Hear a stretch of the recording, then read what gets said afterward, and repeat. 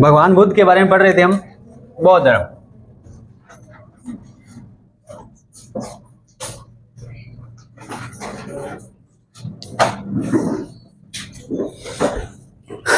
एक एक करके सारी चीजें आपको याद होगी। बौद्ध धर्म के अंदर कुछ बातें पढ़ी थी हमने। बौद्ध धर्म के संस्थापक कौन माने जाते हैं? गौतम बुद्ध। गौतम बुद्ध का बचपन का नाम क्या था? गौतम बुद्ध के पिता का नाम क्या?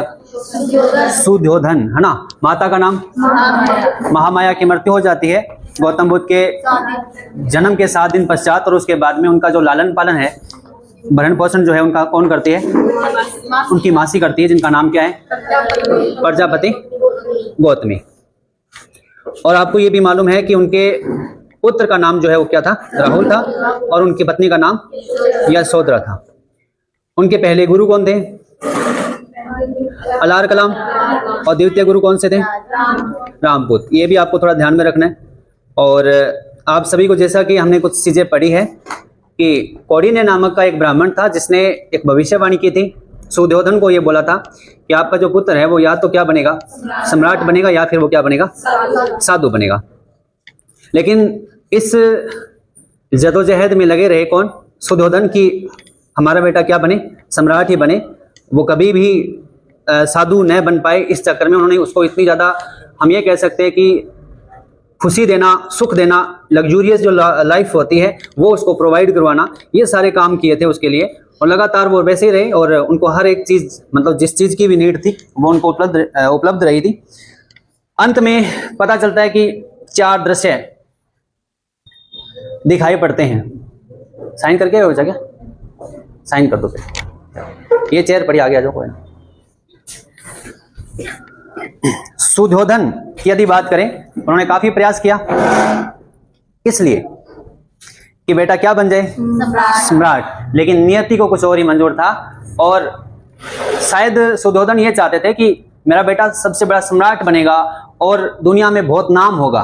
लेकिन उनको ये नहीं पता था कि शायद सम्राट बनते हुए उतना नाम नहीं होना था, के बजाय वो जैसे मतलब साधु बने, या फिर आपको पता है जैसे वो सन्यासी हुए तो उसके बाद में उनका जो नाम है पूरे विश्व में है।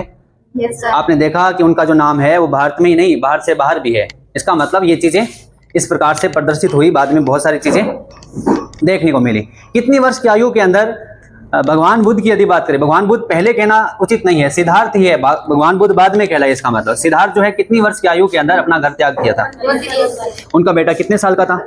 1 वर्ष का था। मध्यरात्रि को वो घर त्याग करते हैं और उसके बाद में 29 वर्ष की आयु से जैसे वो घर त्याग करते हैं उसको महाभिनिष्क्रमण कहा जाता है। ये थोड़ा सा वर्ड है, आगे हम इन चीजों की बात करेंगे, जो भी ये टर्मिनोलॉजी है इसके बारे में, ठीक है।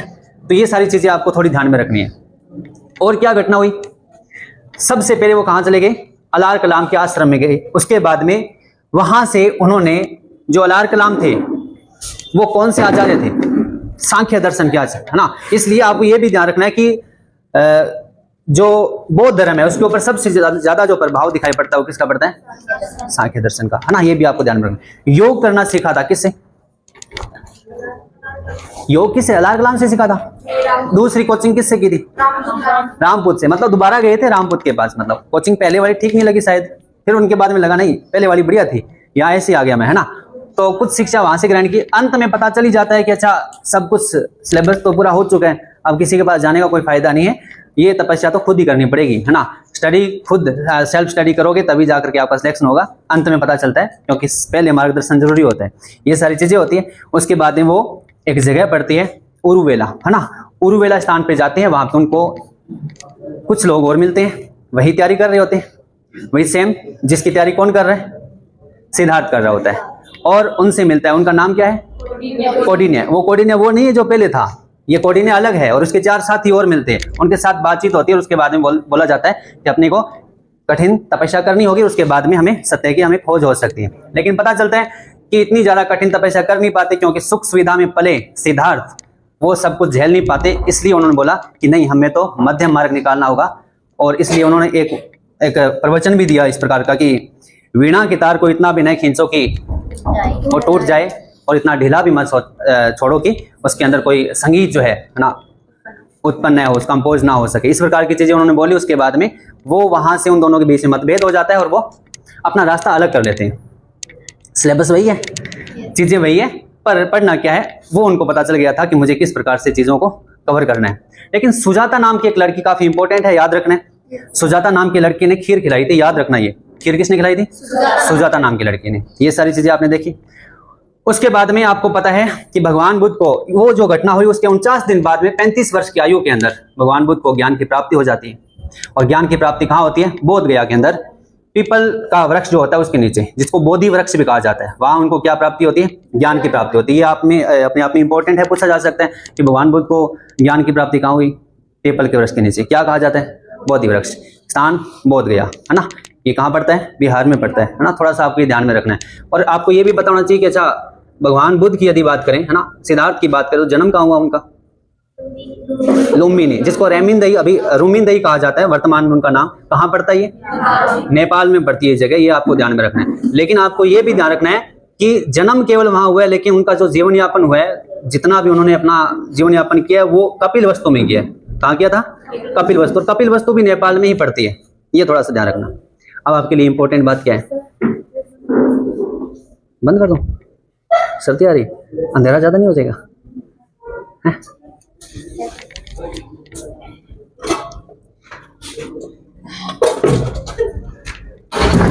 ठीक है, बढ़िया। चलो, अब यदि आपसे पूछा जाए कि उनके जो शिष्य थे वो कौन थे, यदि पूछ जाए, पहला जो प्रधान शिष्य है उसका नाम था उपालिक, याद रखना। और दूसरा जो प्रिय शिष्य अगर पूछा जाए आपसे तो उनका नाम था आनंद, याद रखना। आनंद उनका प्रिय शिष्य था, लेकिन उपाली जो है वो प्रधान शिष्य, प्रथम हम कह सकते हैं। सबसे ज्यादा यदि कोई भगवान बुद्ध के बारे में जानता है तो वो व्यक्ति है आनंद, क्योंकि हमेशा उनके पास रहता था। वो प्रिय शिष्य माना जाता है कि भगवान बुद्ध भी इतना नहीं जानते जितना कि खुद के बारे में जितना वो जानता था। ये थोड़ा सा ध्यान रखना। लेकिन आपको ये भी ध्यान रखना है कि भगवान बुद्ध की जो चीजें हैं इतनी ज्यादा प्रचलन में आई, इतना ज्यादा प्रभाव दिखा पाई, ये ऐसी चीजें मतलब एकदम से कैसे हो गई? पहली चीज तो आपको ये ध्यान रखना है कठिन तपस्या की। और कोई चीजें होती है जिनको लेकर के लोगों की मान्यता बढ़ जाती है उनको लेकर के, पर ऐसी मान्यता बढ़े इसके पीछे कोई कारण होते हैं। कुछ ऐसे लोग जिनकी पहले से बहुत ज्यादा मान्यता रही होगी, बहुत प्रसिद्धि रही होगी, वो लोग यदि आकर के उसको मान लेते हैं तो अपने आप में बड़ी बात है। दो इंसान ऐसे थे, ध्यान रखना। एक का नाम है अंगुलीमाल। अंगुलीमाल, ध्यान रखना थोड़ा सा, नाम सुना है क्या? एक व्यक्ति है अंगुलीमाल। कौन था ये व्यक्ति? ध्यान रखना। अंगुलीमाल व्यक्ति ऐसा व्यक्ति था जो भी व्यक्ति उसको दिखाई पड़ता है उस व्यक्ति की वो हत्या कर देता है और उसकी अंगुलियां जो है वो काट करके उसकी माला बनाकर गले में डाल देता है। मतलब हर व्यक्ति वहां से डरता था उससे। मतलब कोई भी उसका नाम सुनते ही डर लगता है उसको, इतना ज्यादा खौफ था उस व्यक्ति का। एक दिन की बात, भगवान बुद्ध जा रहे थे और वो जंगल की तरफ गया हुआ था और उसने कई लोगों की हत्या कर दी उसी दिन। तो भगवान बुद्ध उसी जंगल की तरफ उन्होंने रुख किया तो कई लोगों ने बोला कि आपको उधर नहीं जाना चाहिए। पूछा क्यों? तो एक अंगुलीमाल नाम का एक व्यक्ति है जो कि हत्या करते बिल्कुल भी संकोच ही नहीं करता और उंगलियां फिर आपकी काट करके गले में डाल दी जाएगी, है ना, इसलिए तुम्हें वहां बिल्कुल नहीं जाना चाहिए। और आज तो वो इस जंगल में आज ही दिखाई पड़ा है, तो आज तो वो पक्का ही आपको मार ही देगा। उसने बोला कोई बात नहीं। भगवान बुद्ध जाते हैं उसी जंगल में, सामने वही मिलता है और अंगुलीमाल जब जैसे देखता है भगवान बुद्ध को तो जोर जोर से हंसने लगता है। वाह, आज तू मेरा शिकार है, क्या बात है। ऐसा सोच करके उससे बात करता है कि तेरे को पता है तुम कहाँ आ गया? वो बोलता है मेरे को पता है।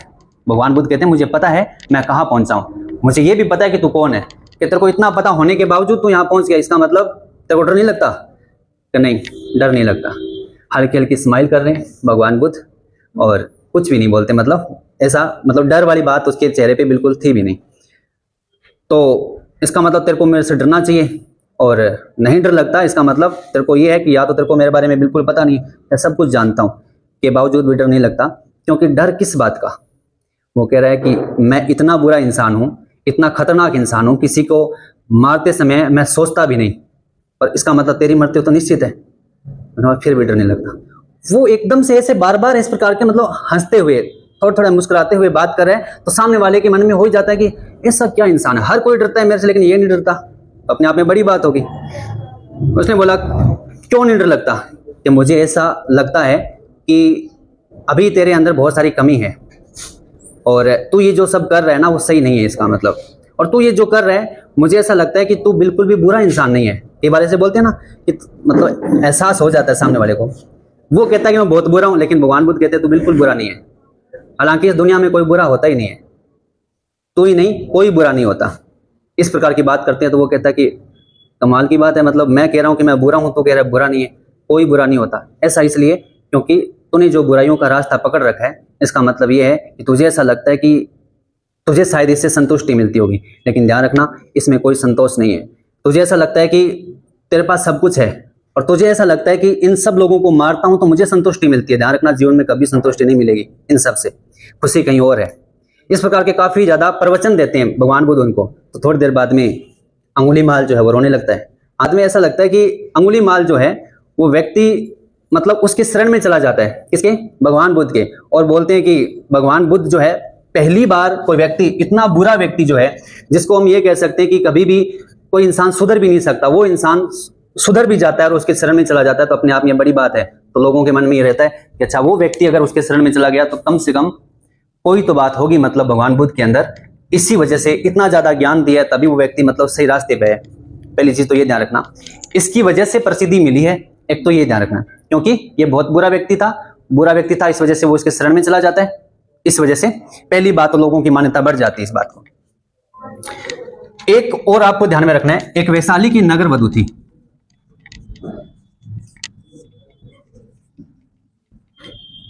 नगर वधु समझते हो आप? ऐसे कह सकते हो डांसर थी। कौन थी? डांसर। नाम था अमरावली करके नाम था उसका, ठीक है। वैशाली की नगर वधु थी। वैशाली की जो नगर वधु है, ये इसके पास इतना धन दौलत था, ऐसे कह सकते हैं कि उस समय के अंदर नर्तकिनी, मतलब हम ये कह सकते हैं कि डांसर इतनी शानदार थी कि पैसा बहुत था इसके पास, वैभव धन दौलत की कोई कमी नहीं थी। तो ये मतलब शानदार डांसर हुआ करती थी। इसके पास जाने से पहले हर किसी को इजाजत लेनी होती थी। भगवान बुद्ध भी उनके पास जाते हैं। भगवान बुद्ध जाते हैं तो उनके सामने कंडीशन ये होती है कि ये बोलती है कि कोई भी इंसान डायरेक्ट तो मेरे से बात कर ही नहीं सकता, मेरे साथ मिल ही नहीं सकता।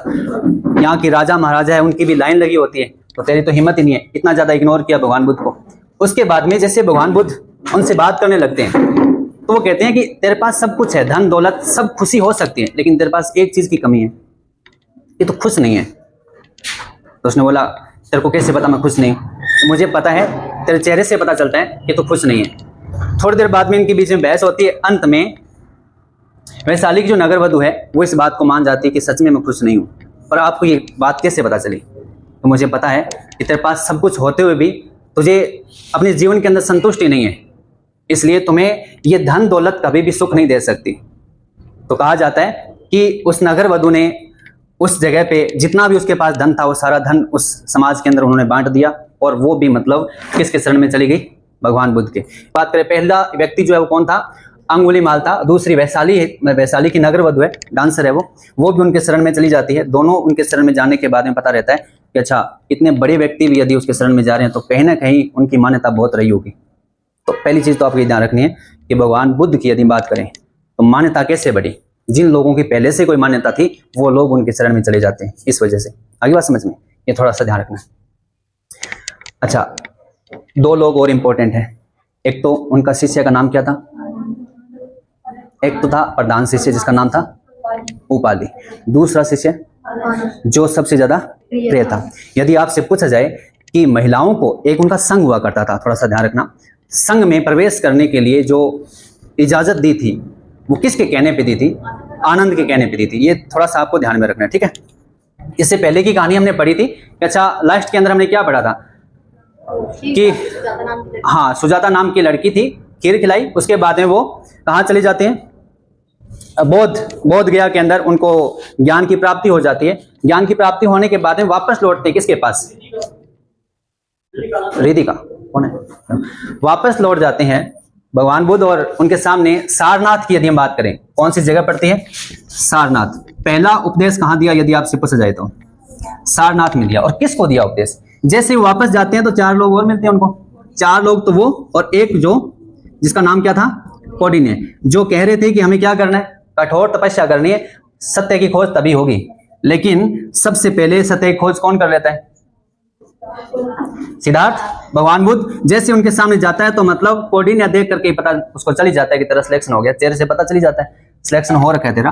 और कैसे हुआ ये बता दे मेरे को। तो उसने बोला मेरे पास है मार्ग, सिलेक्शन कैसे हुआ, मतलब सत्य खोज कैसे हुई, वो मार्ग है मेरे पास। तो कोऑर्डिनेट कहते हैं कि हमें भी बताइए। तो उन्होंने बोला सबसे पहले आपको संघ में शामिल होना पड़ेगा। संघ बनाया था किसने? भगवान बुद्ध ने। उस संघ में शामिल हुए थे कौन? 4 वन्य सदस्य और एक कोऑर्डिनेट। और सारनाथ के अंदर ही उन्होंने बोला कि बैठ जाइए सामने। और सबसे पहले उपदेश किसको दिया था? इन्हीं 5 लोगों को दिया था। और कहाँ दिया था? सारनाथ के अंदर, ध्यान रखना, ठीक है। तो कई बार सीनियर जो होता है वो पीछे रह जाता है, क्योंकि वो वाइड जो सिलेबस होता है उन सबको पढ़ने की कोशिश करता है, लेकिन सिलेक्शन कई बार ऐसे हो जाता है कि कम जो मैटर है वहां से वेटेज ज्यादा रहेगा एग्जाम के अंदर, तो वहां से सिलेक्शन हो सकता है आपका, है ना। ये चीज है। लिखिए थोड़ा पॉइंट लिख लो आप 2-4।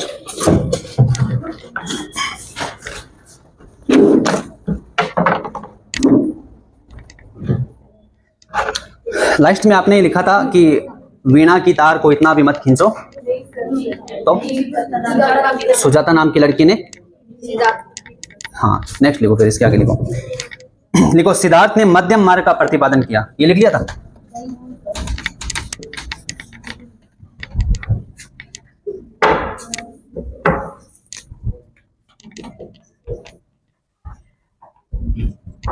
सिद्धार्थ ने मध्यम मार्ग का प्रतिपादन किया।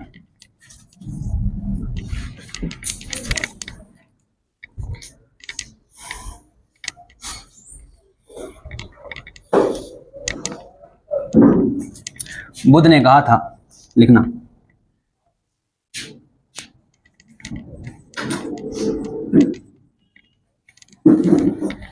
बुद्ध ने कहा था कि वीणा के तारों को इतना भी मत खींचो, वीणा के तारों को इतना भी मत खींचो।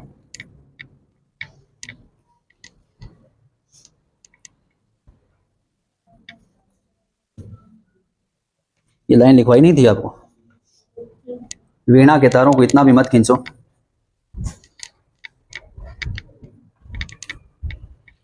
कि वो टूट जाए, कि वो टूट जाए।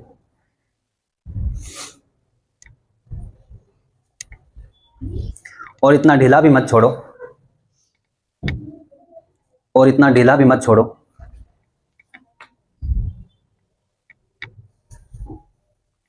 कि उससे संगीत निकलना बंद हो जाए, और इतना ढीला भी मत छोड़ो कि उससे संगीत निकलना बंद हो जाए।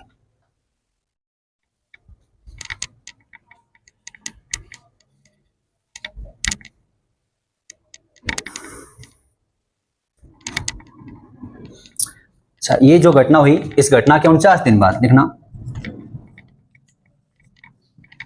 इस घटना के 49 डेज, 49 दिन बाद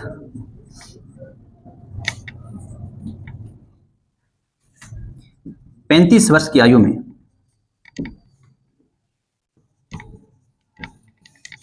35 वर्ष की आयु में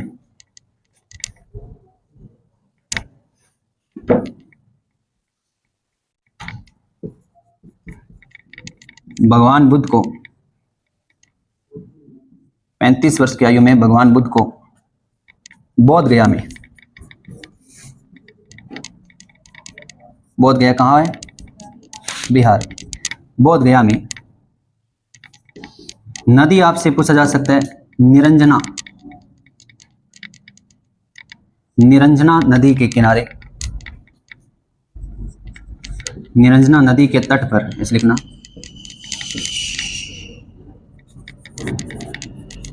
पीपल वृक्ष के नीचे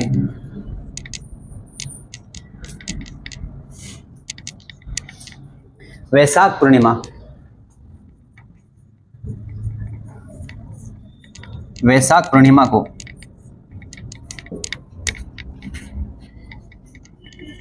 ज्ञान की प्राप्ति होती है,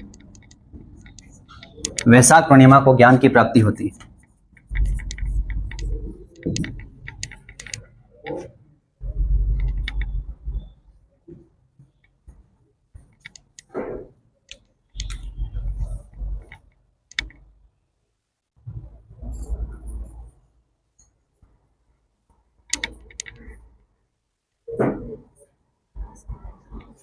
नेक्स्ट लिखना बुद्ध, शाक्य मुनि व गौतम बुद्ध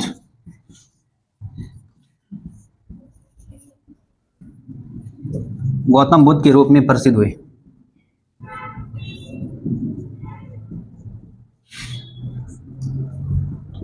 गौतम बुद्ध के रूप में प्रसिद्ध हुए।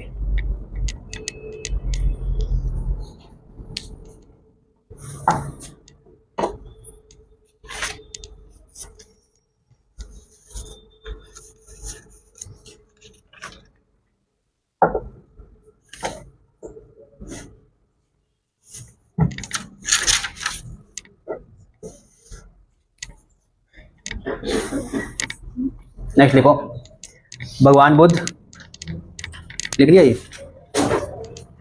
बुद्ध शाक्य मुनि व गौतम बुद्ध के रूप में प्रसिद्ध हुए।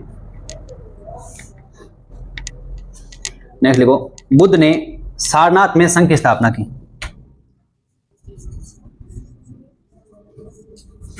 बुद्ध ने सारनाथ में संघ की स्थापना की।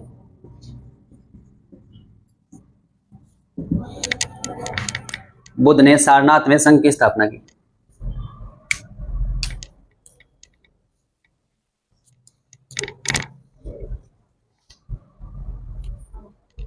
और सारनाथ में अपना प्रथम उपदेश किसको दिया? कौंडिन्य और उसके 4 साथियों को। लिखो जरा, नेक्स्ट लाइन में लिखना,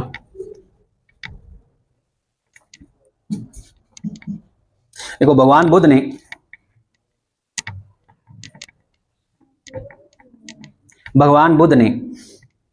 अपना प्रथम उपदेश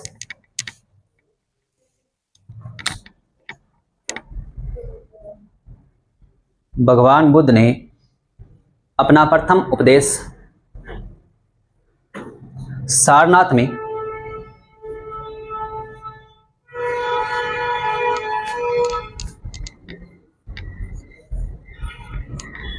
कौंडिन्य व उसके साथियों को दिया।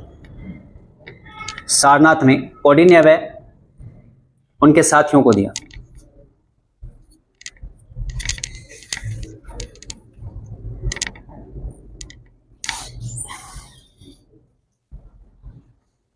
तुमसे यदि पूछा जाए कि भगवान बुद्ध ने सर्वाधिक उपदेश कहां दिए, तो ध्यान रखना श्रावस्ती।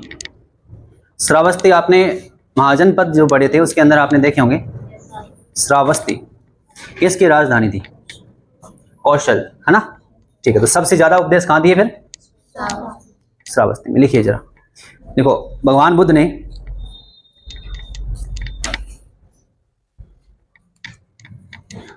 बुद्ध ने सर्वाधिक उपदेश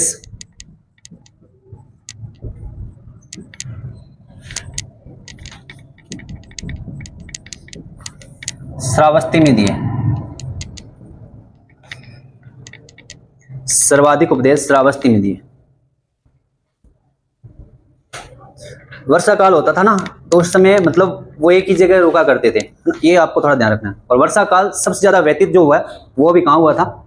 श्रावस्ती में हुआ। तो अपने आप में उपदेश भी वही होंगे फिर, तो ज्यादा याद रख लेना इस बात को। ऐसे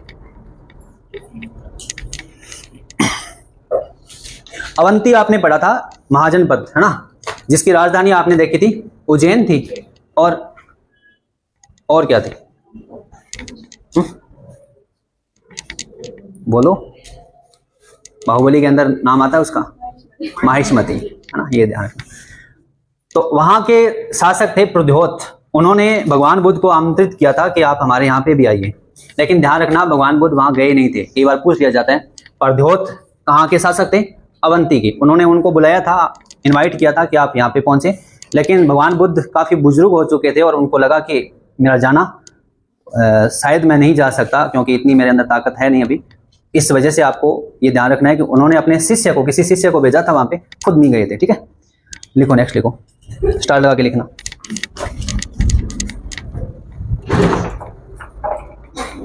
अब तो नहीं लग रही सर्दी?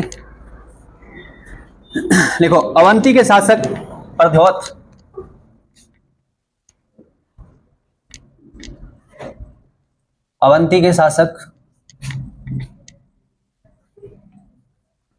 प्रद्योत ने अर्ध्योत ने भगवान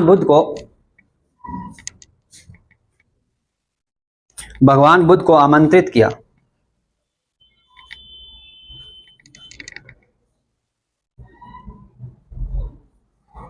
भगवान बुद्ध ने आमंत्रित किया।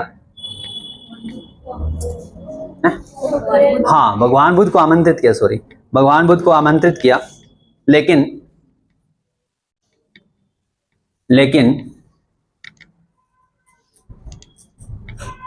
बुद्ध ने यह यात्रा नहीं की।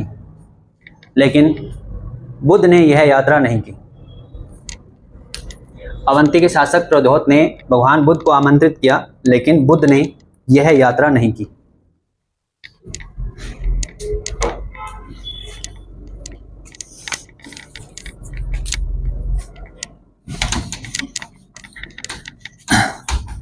इनके शिष्यों के नाम लिखने आपको थोड़ा सा ध्यान में रखना है। बुद्ध का प्रधान शिष्य लिखो पहले तो। बुद्ध का प्रधान शिष्य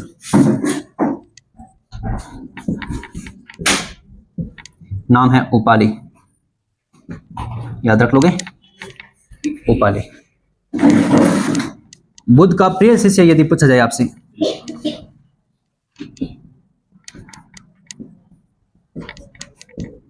डियर, तो ये कौन है? आनंद।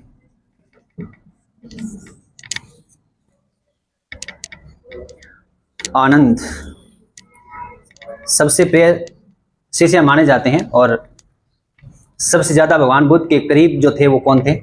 आनंद थे। सबसे ज्यादा भगवान बुद्ध के बारे में यही आनंद है जो कि सारी जानकारी रखते थे।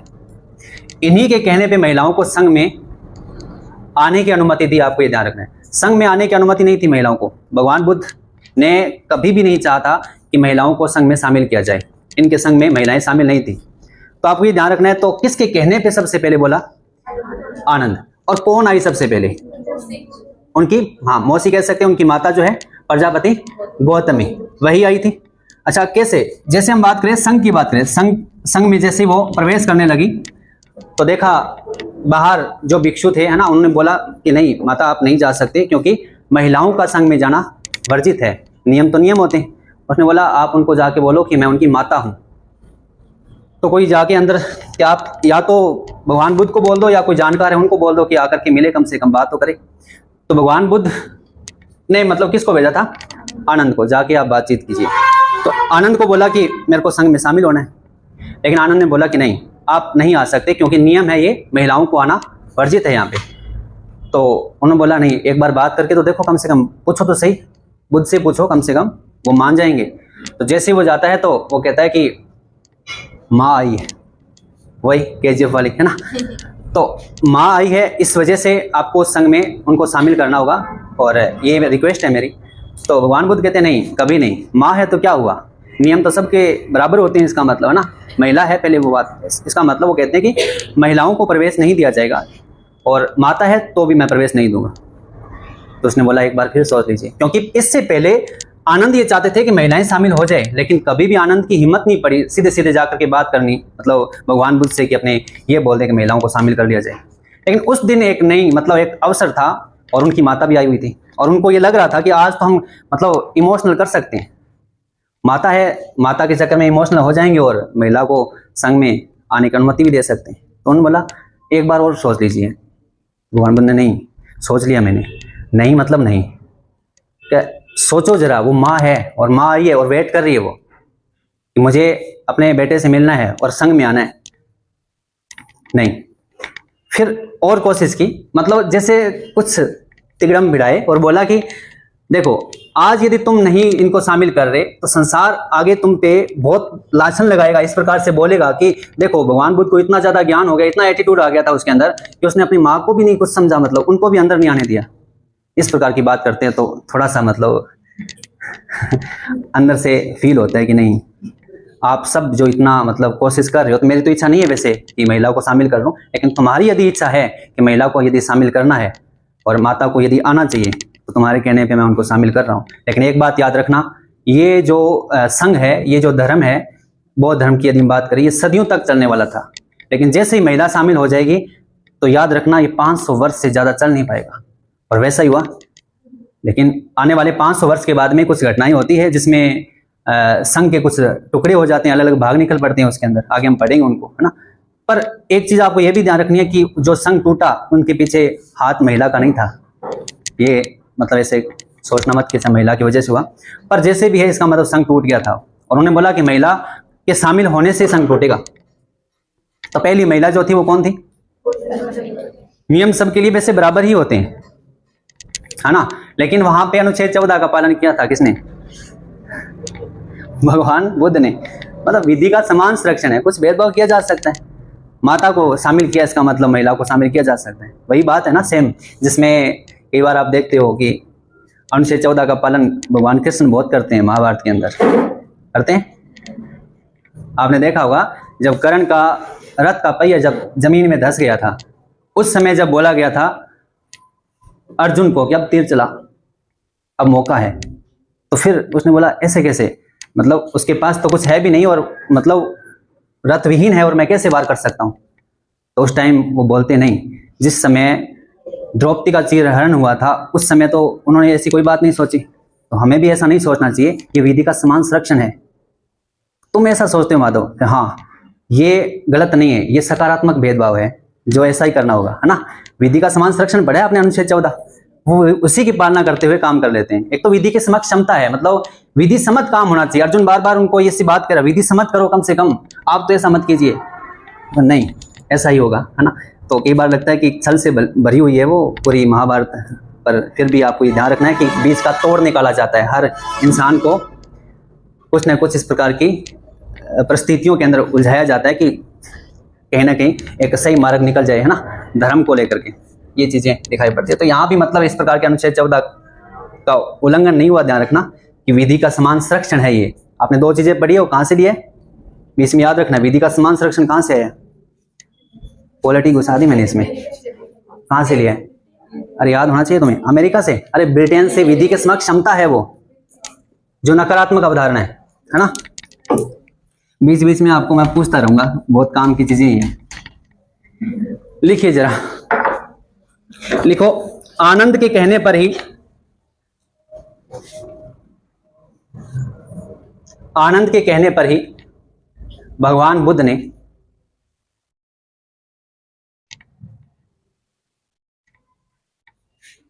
आनंद के कहने पर ही भगवान बुद्ध ने महिलाओं को संघ में प्रवेश दिया।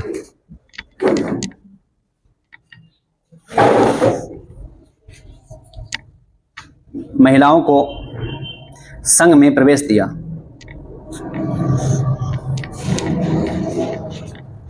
एक चीज आपको और ध्यान रखनी है, आनंद को जो निर्वाण की प्राप्ति होती है ना, निर्वाण समझते हो तुम? क्या होता है?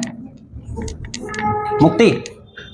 निर्वाण की प्राप्ति जो होती है तो भगवान बुद्ध की मृत्यु के पश्चात होती है। ये इंपॉर्टेंट बात है, याद रखना इस बात को। बाकी उपाली जो है उनको निर्वाण की प्राप्ति पहले ही हो जाती है, लेकिन जैसे ही हम आगे बात करेंगे, जैसे भगवान बुद्ध की मृत्यु हो जाती है उसके बाद में संघ को कहीं ना कहीं चलाना होता है। और आपको पता है कि संघ को पहले तो कौन चला रहे थे? खुद चला रहे थे भगवान बुद्ध। अब वो नहीं रहे, इसका मतलब बाकी जो लोग हैं उनके शिष्य है वो संघ को चलाएंगे। तो उसके अंदर सबसे बड़ी जो भागीदारी होनी थी वो किसकी होनी थी? आनंद की, क्योंकि सबसे करीबी कौन थे? सबसे ज्यादा कौन जानते थे? आनंद जानते थे। लेकिन आनंद जिनको निर्वाण की प्राप्ति नहीं हुई, इस वजह से उनके ऊपर डिस्कशन हुआ कि क्या उनको शामिल करना चाहिए या नहीं करना चाहिए। उन्होंने बोला चलो कोई बात नहीं, निर्वाण की प्राप्ति नहीं हुई लेकिन फिर भी वो सबसे ज्यादा प्रिय था उनका, उनको शामिल कर लेना चाहिए। इसी हिसाब से उनको शामिल किया जाता है। तो खुद आनंद आकर के बोलते हैं उस संघ के अंदर, जब उनका मतलब वो संबोधन करते हैं तो उस समय कहते हैं कि देखो मुझे निर्वाण की प्राप्ति तो नहीं हुई, लेकिन फिर भी आपने इतनी ज्यादा डिस्कशन किया है, उसके बाद में यदि मेरे को शामिल किया तो कोई ठीक ही सोचा होगा आपने, बाकियों को प्राप्ति हुई। लेकिन ध्यान रखना, जैसे संघ में शामिल होते हैं उन गतिविधियों के दौरान निर्वाण की प्राप्ति होती है। निर्वाण का मतलब वैसे तुम कहीं गूगल वगैरह सर्च करोगे तो कुछ चीजें वहां मिलती है कि निर्वाण का मतलब होता है मृत्यु, और मृत्यु के बाद में इंसान को निर्वाण की प्राप्ति होती है। ऐसा मुक्ति वही होती है। लेकिन यहाँ पे बौद्ध धर्म की यदि बात करें, निर्वाण की प्राप्ति मतलब जीवित व्यक्ति के दौरान ही हो जाती है। मतलब क्या होता है इसका? शून्य की खोज कर लेना अपने आप में, है ना। शून्य की खोज समझते हो ना? मतलब सब मोह माया सब खत्म है, वो उनका संसारिक जो मोह माया होता है उनसे मतलब विश्वास हट जाता है बिल्कुल, है ना। और उनको सत्य की खोज हो जाती है कि वाकई सत्य क्या है। अब तक तुम्हें नहीं मालूम, जिस दौड़ में तुम दौड़ रहे हो शायद वो सही रास्ता नहीं है, पर सत्य की खोज में अगर कभी जाना हो,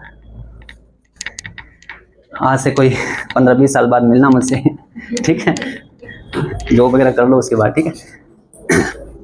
आज भी IAS अधिकारी जो बड़े बड़े हैं, हम कई बार देखते हैं तो उत्तराखंड के पहाड़ियों में बैठे हैं, और इस वजह से कि उनको शांति मिल जाए, है ना, सत्य की खोज हो सके, क्योंकि उन्होंने पढ़ लिया, बड़े अधिकारी भी है, जॉब कर चुके हैं, लेकिन उसके बाद में दुनिया से उनका सब मोह खत्म हो जाता है। वो एक रास्ता अपनाते हैं, उत्तराखंड की तरफ जाते हैं, वो अकेले रहते हैं, ध्यान करते हैं, मेडिटेशन करते हैं, है ना, शांति कहीं से मिल जाए उस खोज में रहते हैं वो। ये चीज़ें जाना हो तो बता देना भाई, टिकट बुक करवा दूंगा। लिखो, नेक्स्ट लिखो।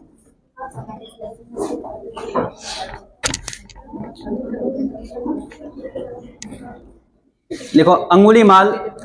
आपने देखा अंगुलीमाल जो एक क्रूर व्यक्ति था, वो भी क्या बन जाता है, भगवान बुद्ध का शिष्य बन जाता है। ये बात इंपॉर्टेंट है लिखना। अंगुलीमाल बुद्ध का शिष्य बन गया।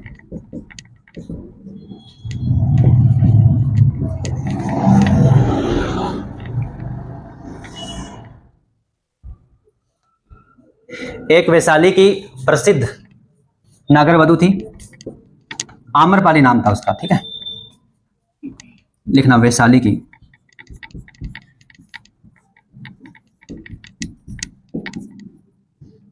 प्रसिद्ध नगर वधु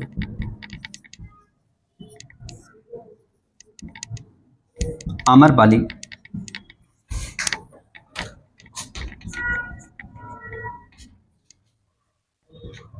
बुद्ध की शिष्य बनी, शिष्या बनी।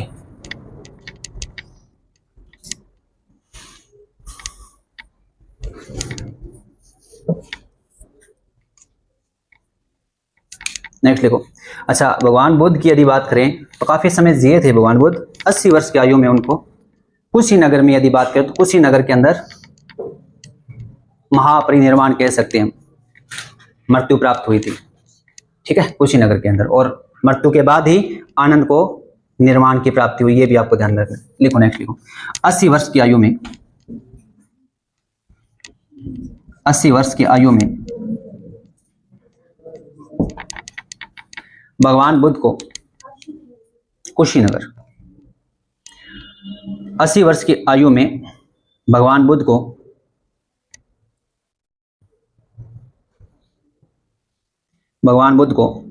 कुशीनगर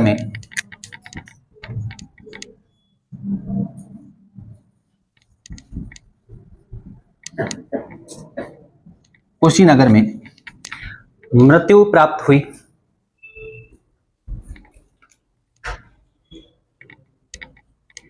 कुशीनगर में मृत्यु प्राप्त हुई। वह बुद्ध की मृत्यु के पश्चात ही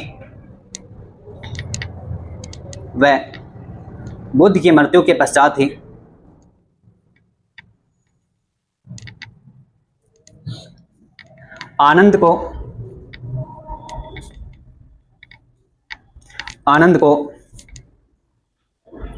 निर्वाण की प्राप्ति हो गई। आनंद को निर्वाण की प्राप्ति हो गई।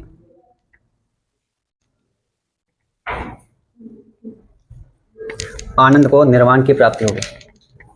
इंपॉर्टेंट है, थोड़ा सा ध्यान रखना इन सब चीजों को। सबसे पहले यदि पूछा जाए आपसे कि भगवान बुद्ध को ज्ञान की प्राप्ति कहाँ हुई, तो बोध गया के अंदर। बोध गया के अंदर कौन से वृक्ष के नीचे?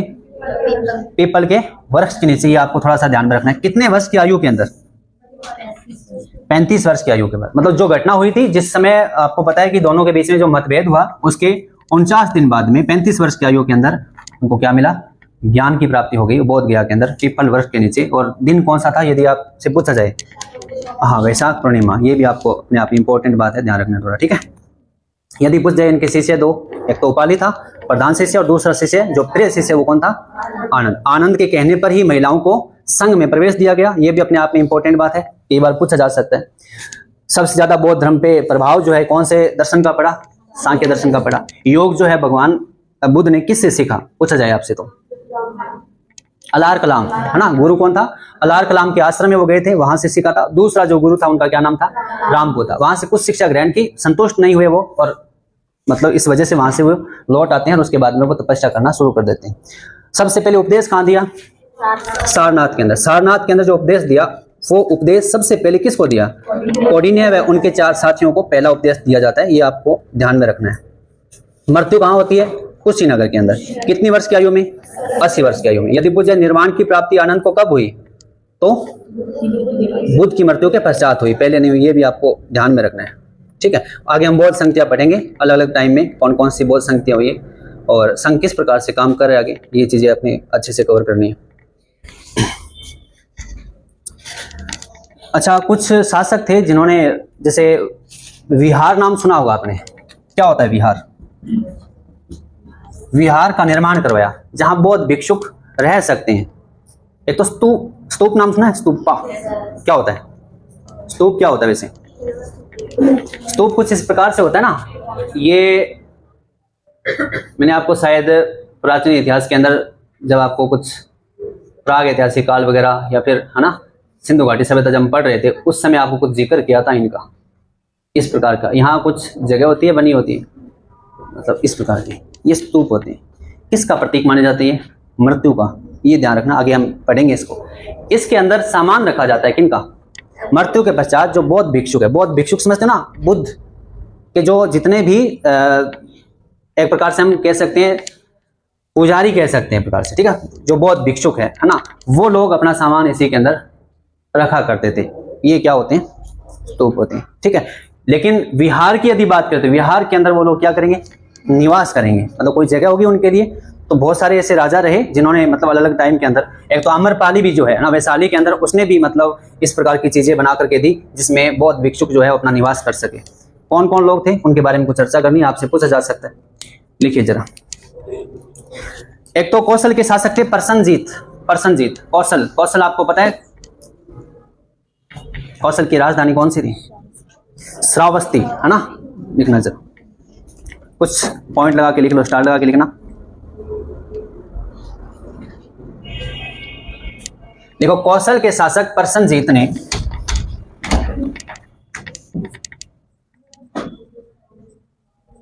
कौशल के शासक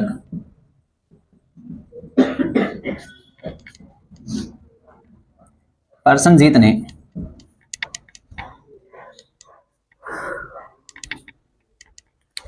भगवान बुद्ध के लिए,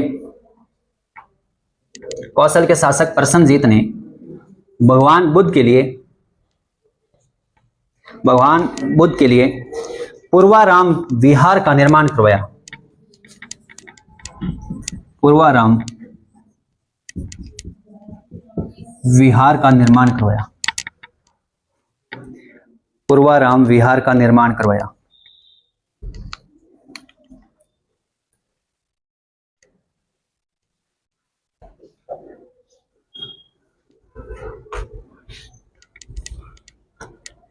नेक्स्ट देखो, श्रावस्ती की यदि बात करें, राजधानी जो है वहां पे, उसकी यदि बात करें तो श्रावस्ती के अंदर एक व्यक्ति है जिनका नाम है अनाथ पिंडक। जेतवन विहार का निर्माण करवाया था उन्होंने, ये भी इंपॉर्टेंट बात है, लिखना। नेक्स्ट देखो, श्रावस्ती के एक व्यापारी, श्रावस्ती के एक व्यापारी जिनका नाम है अनाथ पिंडक, ठीक है। एक व्यापारी अनाथ पिंडक, नाम से अनाथ है वो, ठीक है।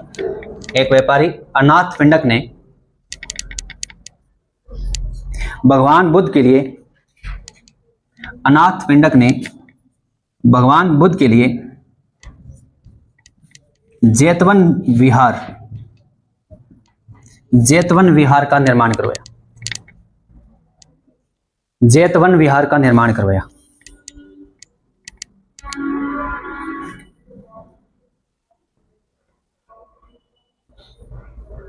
उनके समय बिंबिसार भी एक शासक हुआ करता था। जब आगे मगध का उत्थान पढ़ेंगे तो हम उनके बारे में बात करेंगे। तो लिखो नेक्स्ट, बिंबिसार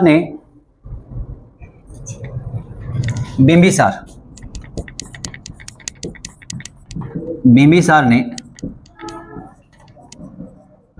भगवान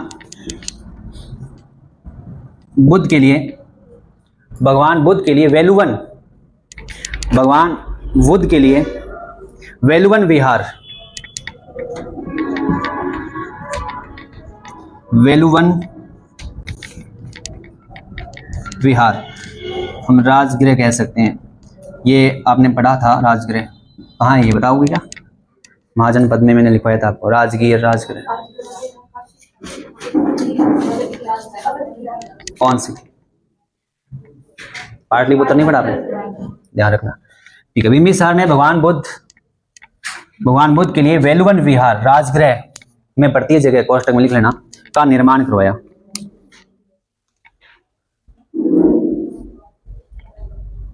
नेक्स्ट लिखो, उदयन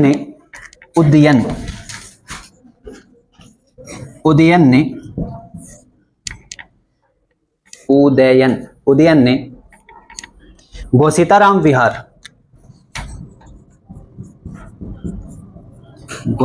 विहार कौशाम्बी में है, ध्यान रखना थोड़ा सा, ठीक है। कौशाम्बी, उदयन ने गोसीताराम विहार का निर्माण करवाया।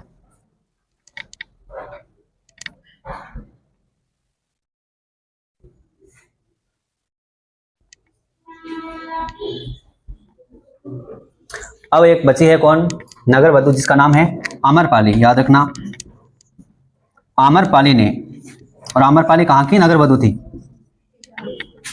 एक बुक भी आती है वैशाली की नगर वधु, बहुत शानदार है, ठीक है। आम्रपाली ने, लिखो, वैशाली में, आम्रपाली ने वैशाली में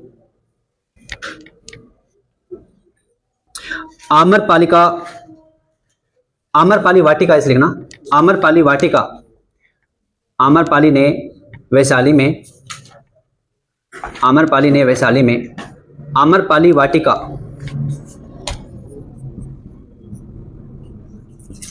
आम्रपाली वाटिका भगवान बुद्ध को भेंट की, ऐसे लिखना, आम्रपाली वाटिका भगवान बुद्ध को भेंट की।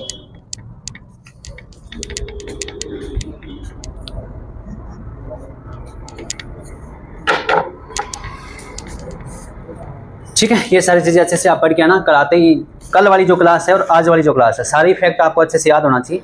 याद हो रहा है? क्वेश्चन कोई किसी भी प्रकार का बन सकता है, ध्यान रखना, अच्छे से पढ़ के आना। कल आते सुनूंगा आपसे, किसी का भी नंबर लग सकता है, ध्यान रखना, और हो सकता है कि सारी डिटेल बतानी पड़े आपको।